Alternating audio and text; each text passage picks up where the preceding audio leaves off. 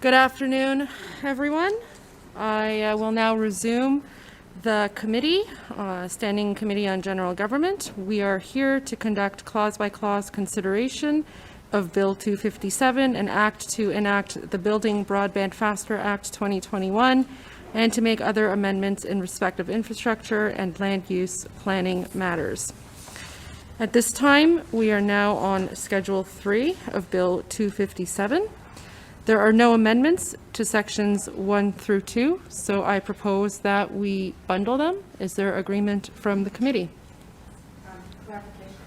Sorry. Yes, PP French? Bundling, tell me again. That was, Bundling sections 1 and 2 of Schedule 3 yes, I'm means sorry. that we can debate them at the same time. No, I know what bundling means. Oh, I just okay. didn't know which parts yes. we were bundling. Yes, I'm so clear now. Thank you. Thank you. So is there agreement from the committee to bundle Schedule 3, Sections 1 and 2? Thank you. Is there any debate on Schedule 3, Sections 1 and 2? MPP French? Yes, thank you very much. And I've been looking forward to having this conversation. The Ontario NDP has been very clear from the beginning that we cannot support this schedule, but we, Chair, are not alone. There are folks that not only came before the committee, but have been very active across the community, whether that's the online community or the in-person community, protesting this particular schedule of Bill 257. So this is a poison pill, essentially. We're debating, or not debating, excuse me, we're here at clause by clause consideration of a bill that is about broadband. However, Schedule 3 is about allowing the minister to retroactively ignore the provincial policy statement when making ministers' zoning orders. So just for the folks at home, the provincial policy statement, if I'm putting it into, colloquial language, is essentially the building code, but for the planning world. It's the foundation, it's the fundamentals in the way that the regular building code ensures that homes are safe and healthy. The PPS, or provincial policy statement, ensures that communities are safe and healthy. If your home relies on groundwater, the PPS ensures the water is there when you turn on the tap. If the water is, and you want it to be clear, you don't want it to be contaminated. The PPS ensures that new homes aren't built on floodplains, or that basements don't get flooded because a developer paved over a nearby wetland, for example, that had been absorbing floodwaters, arguably for thousands of years. In short, the PPS protects people, property, and the environment. So we find it shocking and alarming that a government would want to remove such protections, frankly. But don't take my word for it, Chair. I'm happy to share that the Ontario Federation of Agriculture also weighed in on this, and they have said in no uncertain terms that they are unable to support amendments to the Planning Act that would give the minister or any other planning authority to make planning decisions which are not consistent with the Provincial Policy Statement, or PPS. The OFA believes the PPS did not go far enough in protecting our finite agricultural lands. So here we are with a schedule of a bill that makes it so that in the event of the usage of a minister's zoning order, that they don't have to play by the rules that have existed and have come together based on expert involvement, consultation, collaboration with the planning folks, with environmental folks. The Central Lake Ontario Conservation Authority, they have put it very clearly that the purpose of the Planning Act is to promote sustainable economic development in a healthy natural environment and to provide for a land use planning system led by provincial policy. Of course, we know that if they care about the environment, they are not going to support this schedule. And I'm bringing it back to the environment because obviously many folks think of this as the paving over the wetlands schedule, that they think about it in terms of Duffins Creek, a beautiful part of the world out in my neck of the woods, or fairly close. But this is about anything to do with the provincial policy statement. And as I said, that's a foundation to good planning. So not only wetland protection. That is a big part of it, is the environmental or green spaces should be preserved. And here's what we have with the Duffins Creek story, you know, and saga, so to speak. The minister brought in a zoning order, didn't consult, didn't meet the duty to consult with First Nations part, also was willing to allow the paving of a wetland that heretofore has been deemed provincially significant and therefore protected. Well, fun fact, Chair, it still is deemed provincially significant, still should be protected. But this says that rule does not apply and is deemed never to have applied in order, or to an order made under the clause of that section. So it's not just changing the rules mid-game, it's changing the rules after the game. It's like the game has been played and it's like, oh, I know it was supposed to have counted, but never mind, it's not a thing, or that wasn't against, that was against the rules, but we're saying, no, it wasn't, because we don't like that rule. There is we got a lawsuit happening here too. And that's a big part of this is, you know, folks are rightly pointing out that this will shield the minister and shield this ministry from the lawsuit. And I mean, if you think about the fundamental basics of justice, you're not supposed to have your legislative side be able to interfere with, for lack of a better word, well, no, like control the outcome of a court case, because it's before the courts, and the crux is that there was something that was illegal. Now this government has gone and changed the rules, changed the law, and said, oh, and retroactively it'll be illegal, and will always have been deemed illegal because we're making it retroactive, and that shields them with this court case. Like, this should shock people, and I have no idea how the government members are going to justify this or rebut. Maybe they won't. We'll have the chance to discuss it tomorrow in third reading, I'm sure. But Eco-Justice, that is representing environmental defense in Ontario Nature, they wrote to the committee to make the committee aware that the bill is unconstitutional on at least 2 grounds and must not be enacted. So I'm hoping that the government has listened to folks and withdraws it and says, never mind, we're taking it back to the drawing board. This was a massive overreach. As Eco-Justice has said, Schedule 3 of Bill 257 would replace the rule of law with the rule of the minister. It would also purport to legislate the outcome of an ongoing court case. Access to the courts is, under the rule of law, one of the foundational pillars protecting the rights and freedoms of our citizens. Hear, hear. And that's from their submission.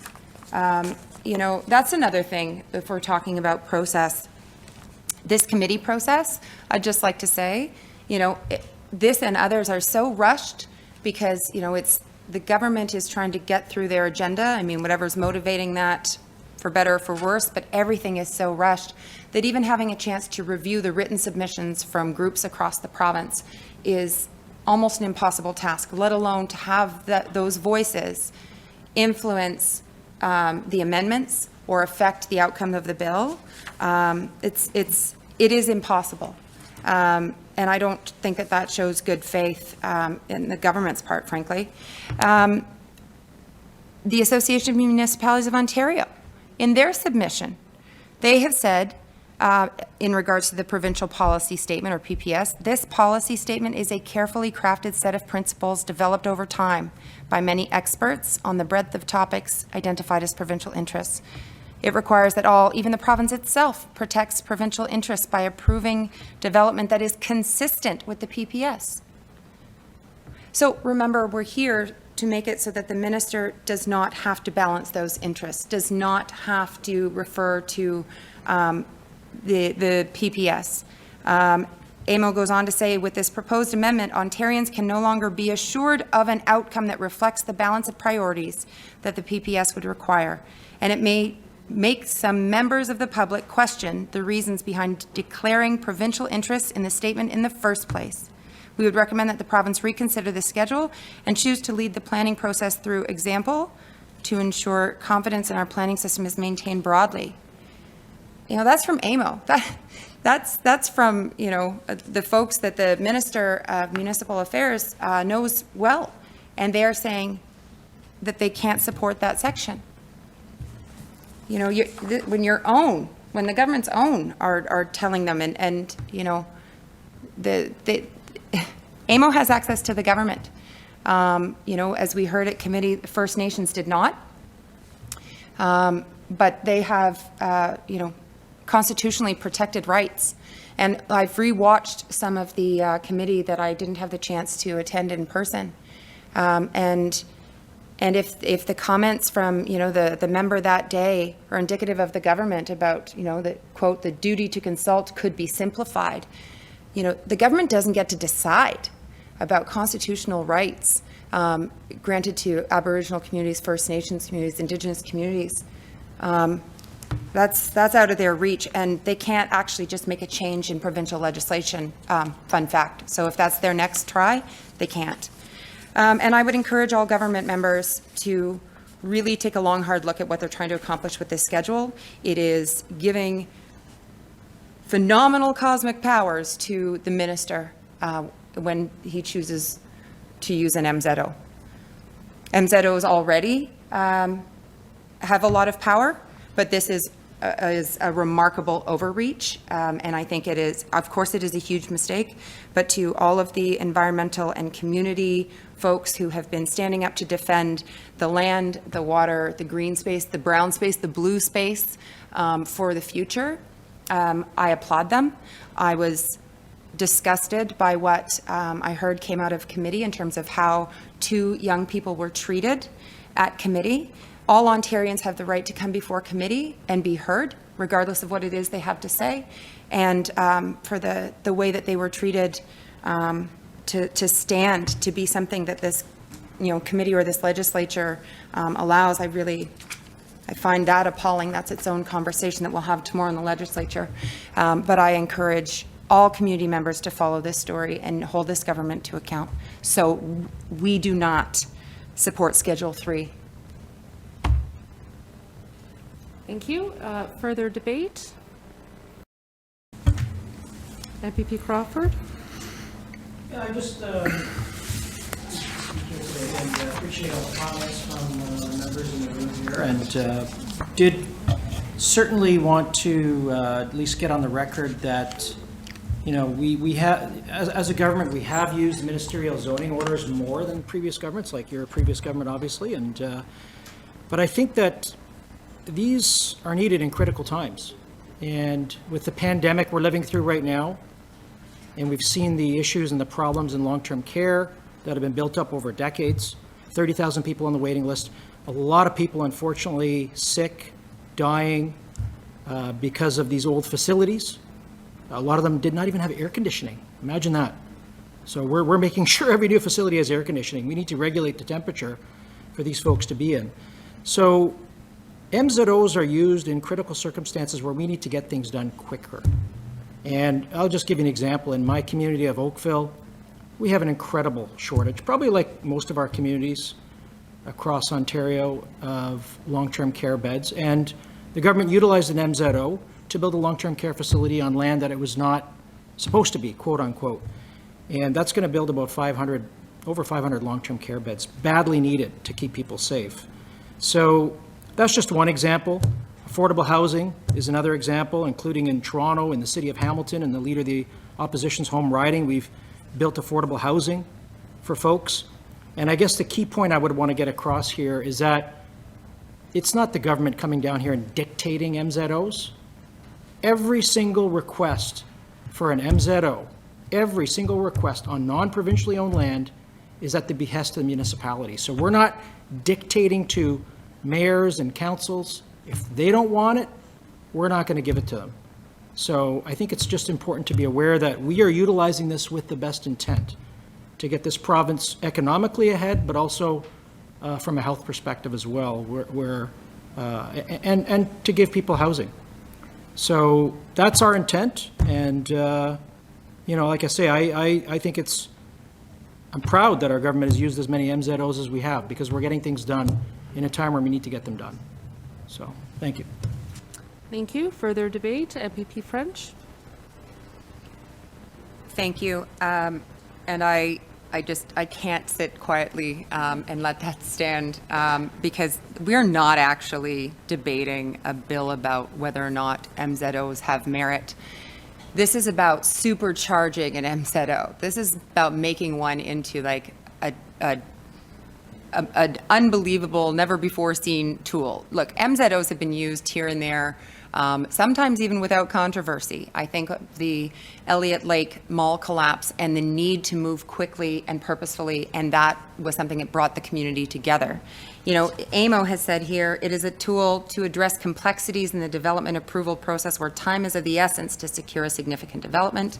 But then they go on to say, as I already said on the record, that with this proposed amendment, people will not be able to have the reassurances that those MZOs are still happening while referring to the provincial policy statement. That is, like I said, the basic foundation of thou shalt not wreck things or do harm for future generations. It's not worded like that, but that's basically what it accomplishes. So this has nothing to do with the use of MZOs. This has everything to do with adding something to that power for the minister that means that they are above the law. They've rewritten the law, so it's like, shh, the law never existed. That's what this is about. If we're, the member opposite talked about the intent is about health and economic development or various things that we can all agree are good aims. But if we're really interested in talking about our health, then we wouldn't be wrecking the wetlands that filter water and sequester carbon and all of that. So, health has to be the big picture. And Speaker, I know that I went, I was fairly comprehensive in my earlier remarks, but I do want to take the opportunity again and say that, the duty to consult is also a piece of this. That the unlawful, now lawful part around MZO use and protected wetlands and the PPS, that is its own, and that is the crux of the eco-justice lawsuit. But remembering that that the other piece to this is, as the Mississaugas of Scugog Island First Nation submitted, Schedule 3 is a severe overreach of government powers and a desperate attempt to avoid accountability after violating existing provincial policies. The retroactive nature of the proposed legislation is not designed to satisfy the needs of Ontarians, but instead to allow the government to skirt responsibility for issuing an illegal MZO, which was contrary to a provincial policy statement. Not about the use of an MZO. If the MZO had crossed all of its T's and dotted all of its I's and consulted with First Nations and not done harm to a provincially significant wetland, or was not proposing to do harm, then I don't know that we would see the government needing to shield itself from the lawsuit because of how they actually did choose to conduct themselves.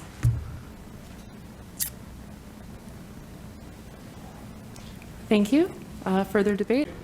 Committee members, we are now going to vote on Schedule 3, Sections 1 and 2. Shall Schedule 3, Sections 1 and 2 carry? All those in favor, please raise your hands and leave them raised until the clerk has called your name. MPP Crawford, MPP Harris, MPP Bailey, MPP Sabawi, MPP Sandhu, MPP Y. Thank you. All those opposed, please raise their hands. MPP French, MPP Schreiner, MPP Van Thoff, MPP Bourgouin. Thank you. I declare Schedule 3, Sections 1 and 3 carried. Sorry, my apologies. Schedule 3, Sections 1 and 2 carried.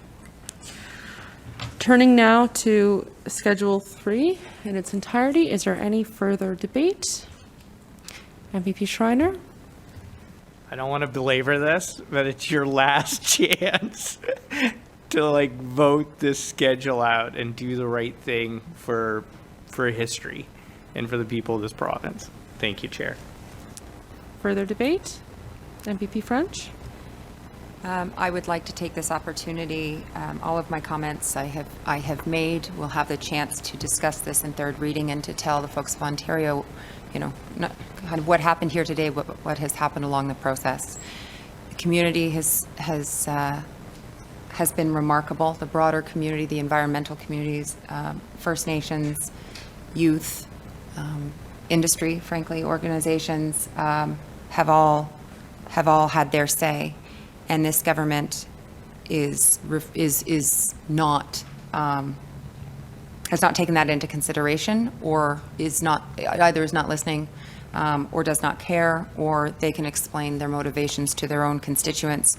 But I wanted to take this opportunity to applaud the people across Ontario who have rallied in spirit and in person, who have done their best to push this government to do the right thing. And to stop doing harm and future harm. And I wanted to thank, I think the last presenters at committee were youth who should be commended and not challenged when they come before governments of any stripe, because this is a decision that is being made today that will have unfortunate and immeasurable consequences for the youth and their future. And I say shame on this government. I would say worse, but that's unparliamentary. And I'm very proud that I will be on record voting against this schedule and voting for the youth and the future of Ontario. Thank you. Thank you. Further debate? Seeing none, our MPP Schreiner has requested a recorded vote. With respect to Schedule 3, shall Schedule 3 carry? All those in favor, please raise your hands and leave them raised until the clerk has called your name. MPP Crawford, MPP Harris, MPP Sabawi, MPP Y, MPP Bailey, MPP Sandhu. Thank you. All those opposed, please raise your hands. MPP French, MPP Schreiner, MPP Vanthof, MPP Bourgouin. Thank you. I declare Schedule 3 carried. Further debate? Seeing none, are members prepared to vote? Shall Bill MPP Schreiner has requested a recorded vote. Shall Bill 257 as amended carry? All those in favor, please raise their hands.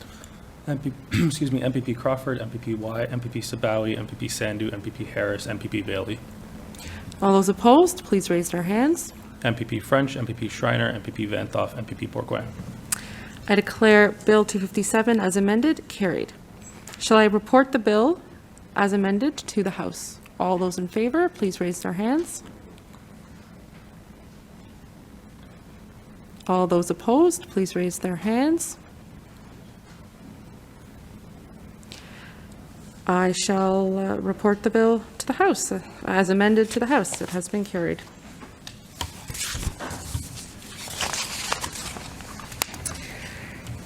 Thank you, everyone, for your participation today, and I appreciate everyone cooperating, especially with technology. I know sometimes it can be a little tricky here and there, so I do appreciate everyone's cooperation on the committee today. There being no further business, this committee now stands adjourned. Thank you, and have a great day.